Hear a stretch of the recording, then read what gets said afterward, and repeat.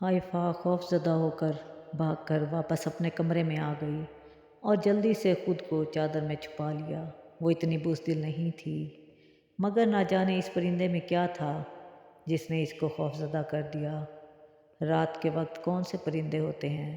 परिंदे तो मगरिब के बाद ही अपने अपने घोंसलों में चले जाते हैं।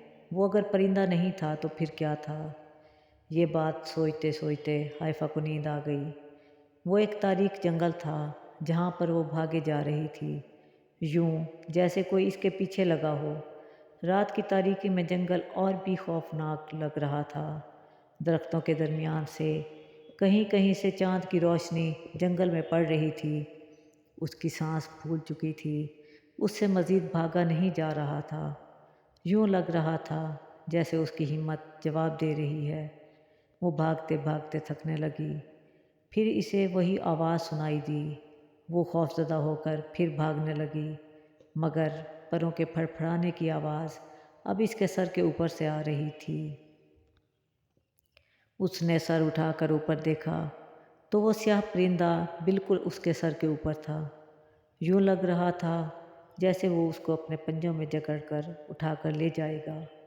अब वो स्याह परिंदा बिल्कुल इसके सामने था और उसका रास्ता रोक के उसकी आंखों में देख रहा था। एक झटके से इसकी आंख खुली। वो पसीने से शराबूर थी। उसने जल्दी से उठकर साइड टेबल पर रखे जग से पानी का गिलास डाला और एक ही सांस में पी लिया। हाइफा ने पानी पीकर जल्दी से कमरे की लाइट ऑन की और दोबारा बेड पर आकर बैठ गई। वो अभी तक इस ख्वाब के हिसार में थी। तभी फजर की अजान की आवाज़ आई। आशू, उठो, नमाज का वक्त हो रहा है। इसने साथ वाले बेड पर सोई हुई आशू को आवाज़ देते हुए कहा। अच्छा आपी, अभी तो बहुत वक्त है। आशू, जिसको अपनी नींद कुछ ज़्यादा ही प्यारी थी और इसी वजह से उसकी नमाज भी अक्सर कज़ा हो जाती, मगर मजाल है जो आशू पर किसी बात का असर होता। इसने बंद आँखों से ही हाइफा को जवाब दिया और दूसरी करवट ले ली। ये लड़की कभी नहीं सुधर सकती।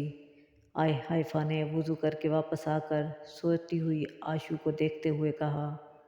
नमाज पढ़कर हाइफा ने कुरान पाक की तिलावत की और फिर इसके बाद अपने कमरे से बाहर निकल आई और आसमान को देखने लगी, जहाँ कहीं कहीं सुबह के उजाले की झलक नज़र आने लगी थी। परिंदे भी अपने घोंसलों से निकलकर आसमान की तरफ परवाज़ करने लगे।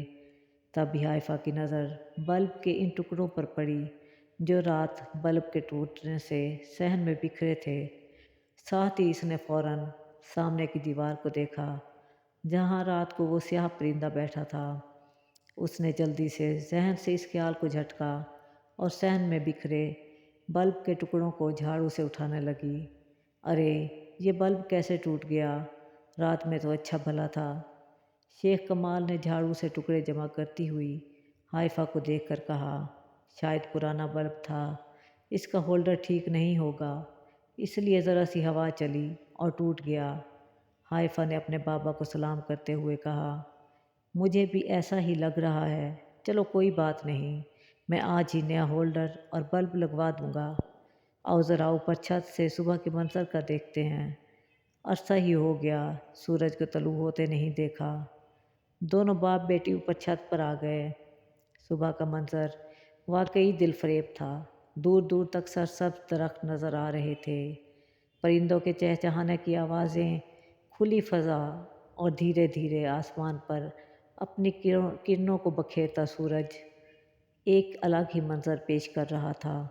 सुभान अल्लाह, बेशक मेरे अल्लाह से बढ़कर कोई भी बेहतरीन मुसव्विर नहीं, जिसने इतनी खूबसूरत कायनात बनाई, जिसका हर रंग हर रूप एक दूसरे से अलग मगर हसीन है।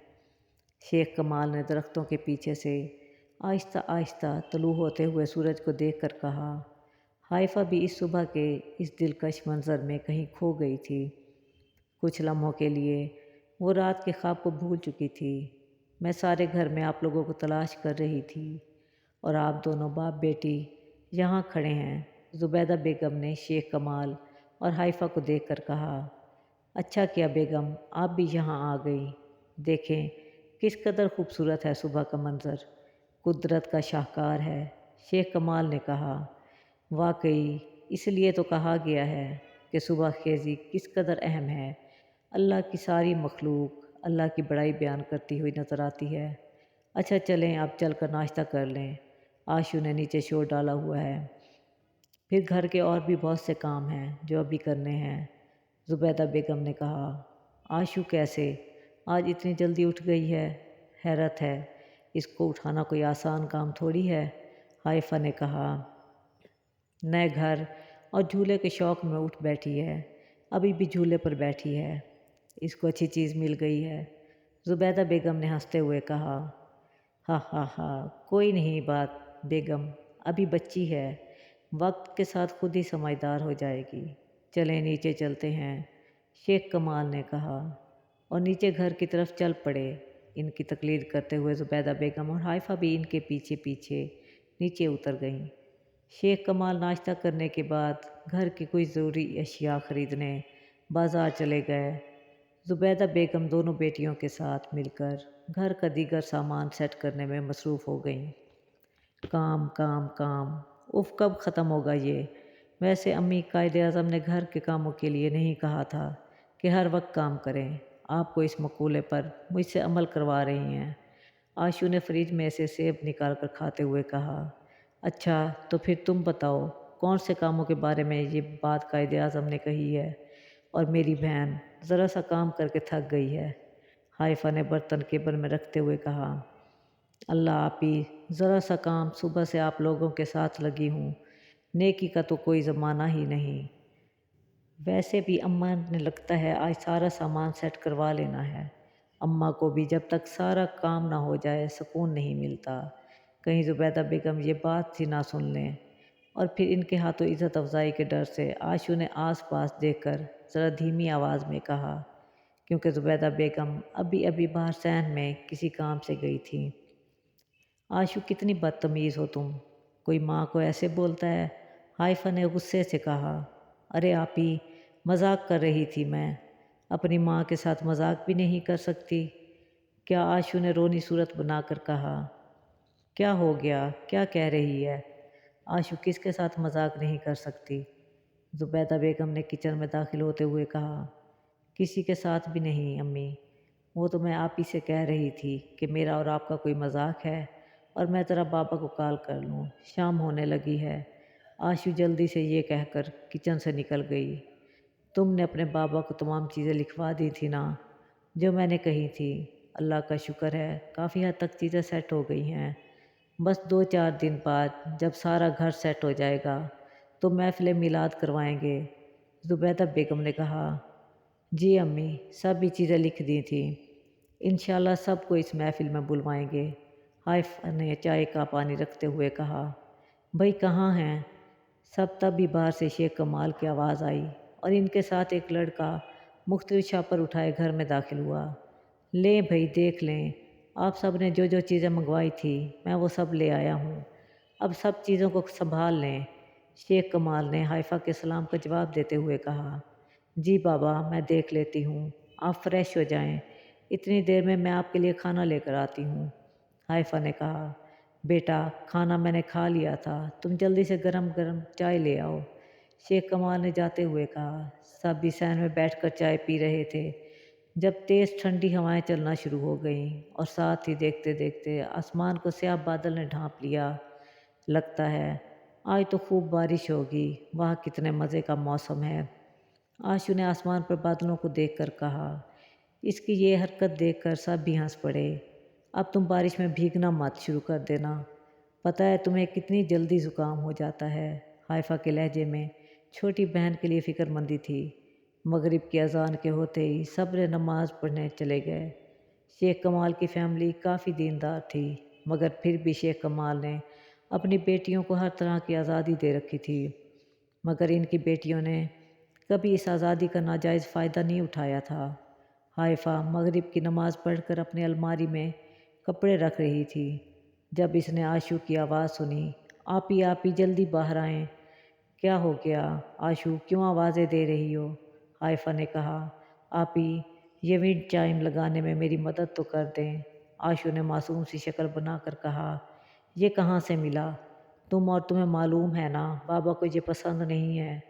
हाइफा ने इसके हाथ में पकड़े विंड चाइम की तरफ देखते हुए कहा, कोई नहीं नाराज़ होते बाबा, आप ही प्लीज़ लगा देना। देखे जब हल्की हल्की हवा के इसके साथ आकर टकराएगी तो कितनी दिल फरेब सी आवाज़ इससे आएगी। आशू ने खुश होते हुए कहा, मतलब तुम नहीं मानोगी आशू। हाइफा ने नफ़ी में सर हिलाया। चलो वहाँ से सीढ़ी लाने में मेरी मदद करो, बहुत ज़िद्दी हो, उसने कहा। आशू ने हाइफा के साथ मिलकर सीढ़ी उठाई, जो शेख कमाल ने आज ही सहन का नया बल्ब और होल्डर लगाने के लिए मंगवाई थी। आशू ने सीढ़ी को पकड़ रखा था, जबकि हाइफा बरामदे में विंड चाइम लगा रही थी। ये निहायत ही खूबसूरत नाजुक सा विंड चाइम था, जो शीशे की तरह चमक रहा था। इसका रंग सिल्वर था। हल्की सी हवा विंड चाइम के साथ टकराई, जिससे खामोश सहन में इसकी मधुर सी आवाज़ गूंज उठी। देखा देखा आपी, कितनी प्यारी आवाज़ है। इस आशू ने हाइफा का हाथ पकड़कर उसको खुशी से गोल गोल घुमाते हुए कहा। दोनों बहनें एक दूसरे का हाथ पकड़े खुशी से फुआरे के गिर्द घूम रही थीं। साथ ही हल्की हल्की बारिश शुरू हो गई। आपी, कल बाबा से कहकर फुआरा भी ठीक करवाएंगे और इसमें हम कुछ छोटी मछलियाँ भी डाल देंगे, आशू ने हंसते हुए कहा। आशू, हाइफा बेटा, तुम्हारे बाबा खाना मांग रहे हैं, खाना लगा दो, जुबैदा बेगम ने इन दोनों को अपने कमरे की खिड़की से देखते हुए कहा। चले भाई, बारिश भी तेज़ हो रही है, कुछ खा पी कर फिर हम आराम करेंगे, आशू ने कहा। और दोनों बहनें किचन में खाने का इत्माम करने चली गईं। हाइफा ने सारे काम ख़त्म करके इशा की नमाज़ पढ़ी। आशू नावल पढ़ते पढ़ते न जाने कब की सो चुकी थी। बाहर बारिश ज़ोरों शोर से जारी थी। हाइफा ने कमरे की लाइट ऑफ करके ज़ीरो का बल्ब ऑन किया। सारा दिन की मसरूफियत की वजह से इसका ध्यान इस स्याह परिंदे की तरफ नहीं गया था, मगर जैसे ही वो सोने के लिए बेड पर लेटी, सुबह वाला ख्वाब इसे फिर से याद आ गया। इसने आयतल कुर्सी पढ़कर खुद पर फूंक मारी और इस ख्वाब को जहन से झटक कर सोने की कोशिश करने लगी। हाइफा भी पूरी तरह सोई नहीं थी जब एक झटके से इसकी आंख खुल गई। यूँ लगा जैसे विंड चाइम के साथ कोई चीज़ बहुत ज़ोर से टकराई है। वो उठकर कमरे की खिड़की के पास गई, जो बाहर सैन की तरफ खुलती थी। इसने ज़रा सा खिड़की का पर्दा पीछे करके देखा। आज इसने बाहर सैन का बल्ब जलाने की बजाय बरामदे का बल्ब जलता हुआ छोड़ दिया था। खिड़की से बाहर इसने देखा, कल वाला स्याह परिंदा फुवारे के ऊपर चक्कर काट रहा था। स्याह परिंदा फिर बरामदे की तरफ आया और अपने पर के एक ही झटके से बरामदे में लगे हुए विंड चाइम को तोड़ डाला। नाजुक से विंड चाइम के टुकड़े दूर सहन में बिखर गए थे। स्याह परिंदे ने एक चक्कर फुवारे के गिर्द लगाया और फिर इसके किनारे बैठकर तेज़ बारिश में भीगने लगा। हाइफा ने दुख से इस टूटे हुए विंड चाइम को देखा, जिसे शाम को इसने इतनी मेहनत से लगाया था। स्याह परिंदे के सुनहरी पर एकदम यूं नज़र आने लगे जैसे इनमें से आग के शोले निकल रहे हों। हाइफा खिड़की में खड़ी ये सारा मंजर देख रही थी। आज इसमें इतनी हिम्मत नहीं थी कि वो बाहर सहन में जाकर देखे कि ये क्या हो रहा है। स्याह परिंदा अपनी काली आंखों से पूरे घर का जायज़ा ले रहा था, यूं जैसे वो किसी शय की तलाश में था। दूर कहीं बिजली बहुत ज़ोर से कड़की थी। स्याह परिंदे ने आसमान की तरफ देखा और छत की तरफ उड़ गया। हाइफा ने जब देखा वो स्याह परिंदा वहाँ से जा चुका है, तो इसने हिम्मत की और कमरे से बाहर आ गई। अब वो आहिस्ता आहिस्ता चलती हुई इस फुआरे के पास आई, जहाँ अभी थोड़ी देर पहले वो स्याह परिंदा बैठा था। फुआरे के अंदर बारिश के जमाशुदा पानी में एक अजीब मंजर देखकर हाइफा हैरत ज़दा रह गई और छत की तरफ देखा, जहाँ वो स्याह परिंदा अभी भी बैठा था और इसके परों से ऐसे ही आग निकल रही थी जैसे वो शदीद गुस्से में हो।